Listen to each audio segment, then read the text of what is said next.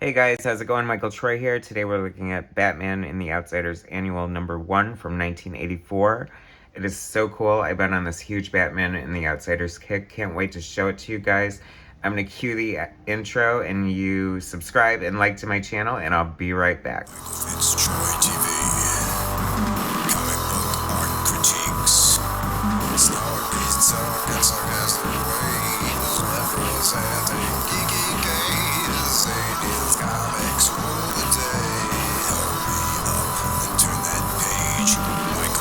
MichaelFitzTroy. Alright, so Batman in the Outsiders Annual 1. I love Batman and the Outsiders. I'm so happy that I just came across my old copies. I did an episode on 1 through 4, and now I'm going to cover this annual. And this annual is really cool for so many reasons. It has like a great mix of artists involved, and it's really a hidden gem. So it's 1984. Do you know where your freedoms are? I love Mike W. Barr as a writer. There were different themes and sort of political and punk rock and just weird sort of elements. He always had such great villains. And I don't know why people don't like, I don't see this cover a lot more because I just realized the specialness of this cover for a lot of different reasons. Because if this is 1984, although I guess this is right before Dark Knight Returns, but Frank Miller is definitely more of a Marvel guy at the time, I'm thinking. And so this cover is drawn by Frank Miller and inked by Batman in the Outsiders series artist Jim and co-creator Jim Aparo, and that is really cool. The other thing that makes this really cool is this is the first appearance of Geo-Force's yellow and green costume that he adopted to disassociate or just make it less painful, having the same color scheme as his sister Tara, who betrayed the Titans and wound up, dying, sadly. And it's very cool. Like, I don't know, except they did color it really super dark. Like, this is green, believe it or not, and it looks like black, but it looks like super dark green. Anyway, this looks like typical, like, Frank Miller with, like, sort of the flag and burning. I mean, that feels like iconography, definitely from Frank Miller. And I just love the way that Jim Aparo inked him. That's definitely a Jim Aparo face there. I think, Frank's pencils tend to be simple sometimes, so they're open to interpretation. And Jim Aparo is, actually he inks other people in here. We'll get into it, but it kind of blew me away. So great Superpowers collection ad here. Did you guys have any of these action figures? I know I had Robin, Aquaman, Green Lantern. I feel like I must have had the Flash. I was more like into collecting the superheroes, and my brother was more into collecting the villains, which is, haha. Good twin, bad twin, we're not twins, but see, it's right here in black and white, in full color. Get in the action with power action and decide the battle of good versus evil. And I'll take Robin and Aquaman. I'm totally gonna win, right? Anyway, I mean, my brother was more into the Secret Wars figures anyway, which I love them too. I was an equal opportunity superhero junkie. Mike W. Barr, writer and editor. I always thought it was cool that Mike W. Barr wrote and edited Batman and the Outsiders. So it just seemed like such his baby, and he took such great care of it. I love these characters. It's one of my favorite books. It's such a weird ragtag, eclectic group of characters. My friend Kristen said she never understood why they were referred to as the Outsiders. And in a way, that's a fair question. But at the same time, like, if you know the characters and where they came from and their motivations, it's like Brian's an outsider because, he's the Prince of Markovia, but he's not there serving as Prince, he's being this vigilante. So, like, I forgot, there was some issue with his royalty anyway.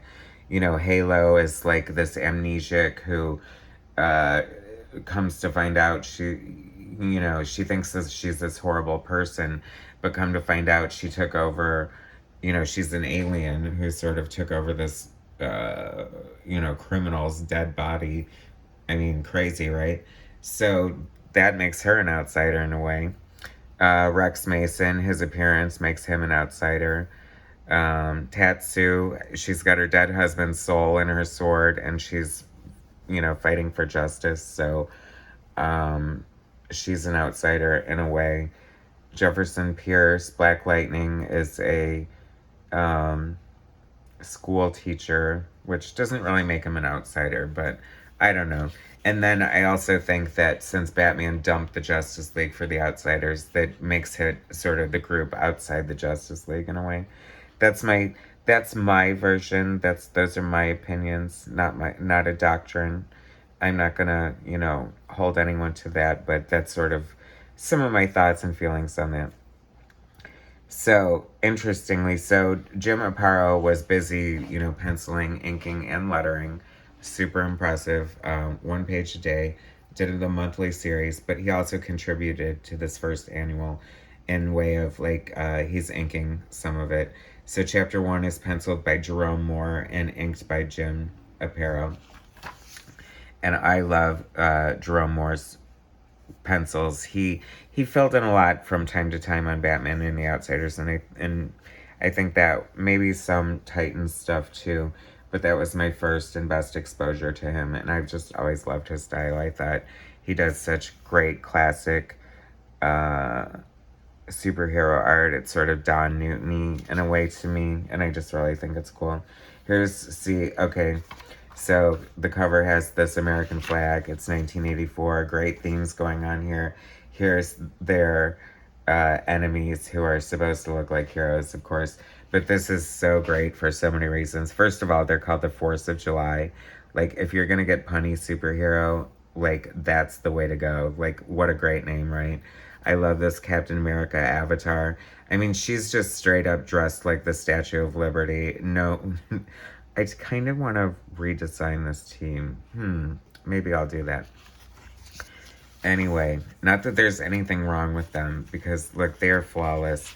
Can you go wrong with Captain America, his sort of, I don't know, sidekick, you know, a pilgrim, and whatever that guy is. Star Labs, looking so cool. I recognize it instantly. Is it Star Labs or the UN? Who knows?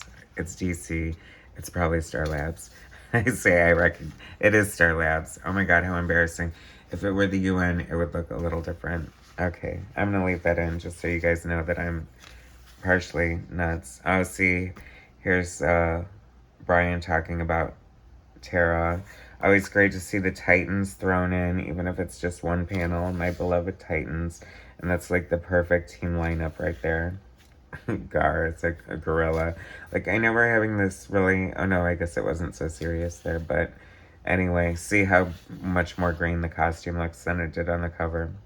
Gabrielle Doe, Gaby, my Halo. One of my favorite characters of all time. All my favorite characters are blonde because, like Capricorns, we travel in packs. So, gotta stick with your people.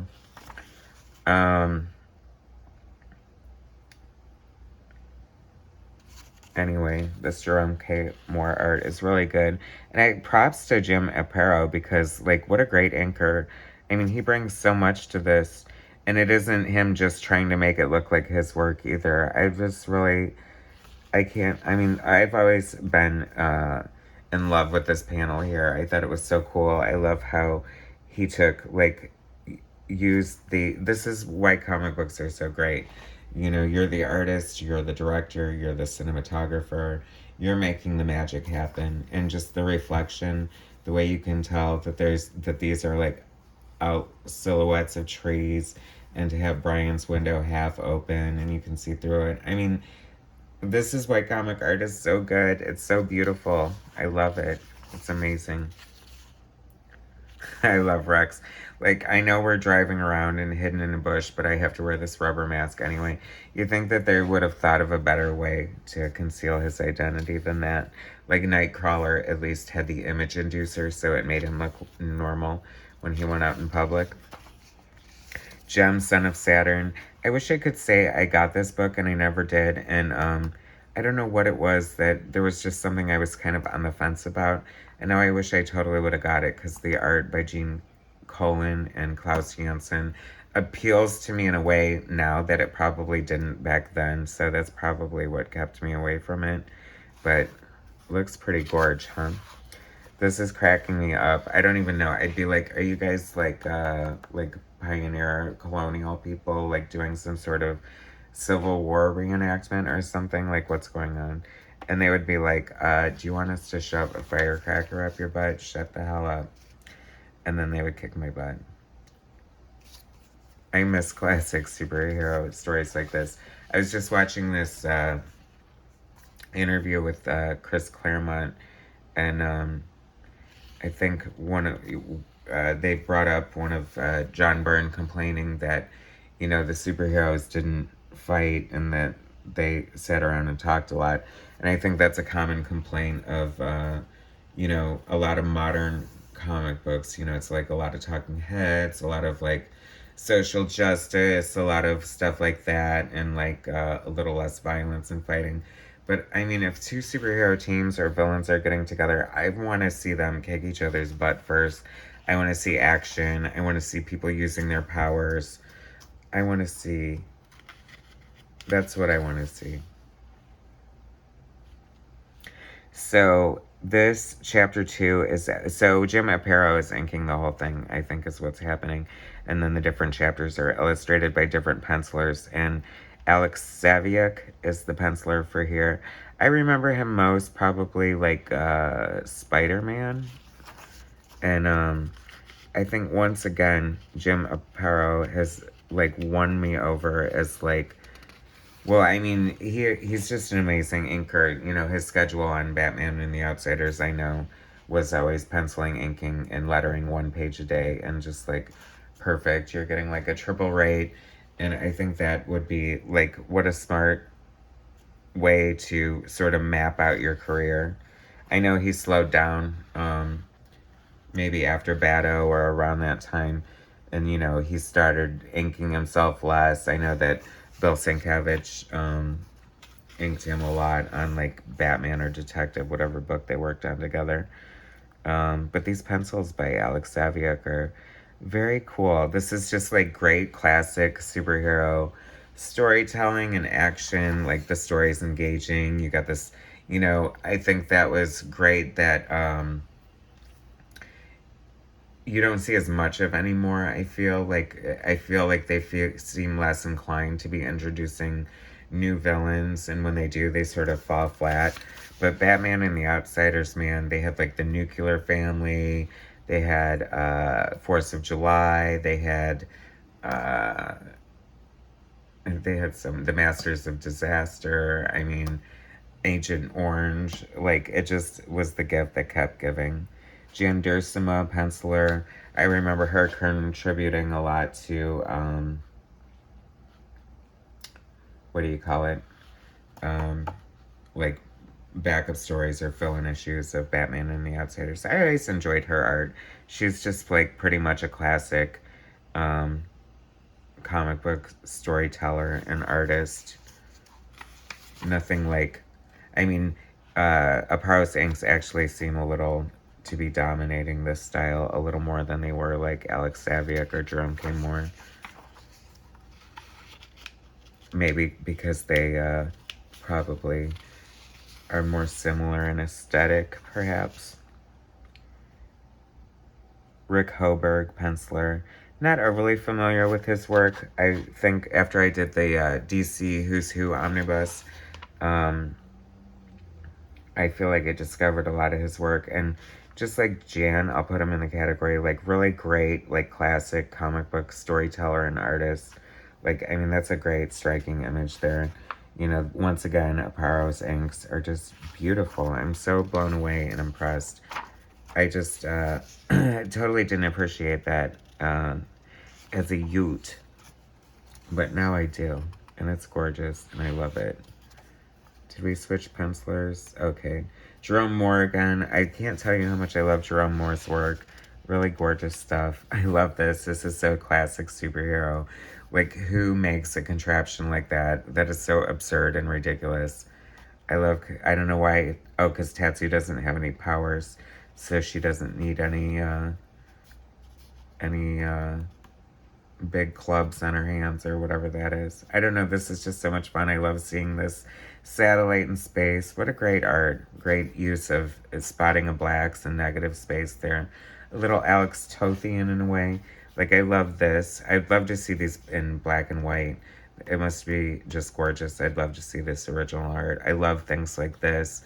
Like, just the way that creates that sort of black and white contrast. Great use of spotting of blacks once again. Who knew that Batman and the Outsiders Annual 1 from 1984 would be like the art book to look at?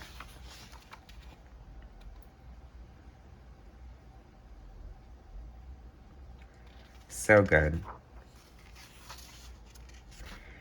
Give me more, give me more. Was there an Annual 2? I'll have to find out. Warlord. So funny. I wish... I just, believe it or not, totally wasn't really into Warlord at the time, and I feel like I'd be more into it now than I was then. I mean, I want all these action figures. They're pretty freaking amazing. This is the art that I've been waiting for. This panel blew me away. I love this. There's, like, everything right about this page. Just, like, the fun use of, like, different panels. And even though they're weird and sort of wonky, he guides your eye perfectly across the page, and that's just such a great shot of Geo-Force and him using his power and Metamorpho, sort of like, you know, teamwork, classic superhero stuff. And once again, the inks are just blowing me away. Jim Aparo just I don't know, it looks like he had a blast doing this, because there's so much love and care and just talent and craft put into it. This could very well be one of my favorite comic books. It's beautiful. Batman and the Outsiders. I feel clearly underrated. Thanks so much for watching. Please subscribe to my channel. Hit like, share my content, and I'll bring you some more later. Alright, thanks guys.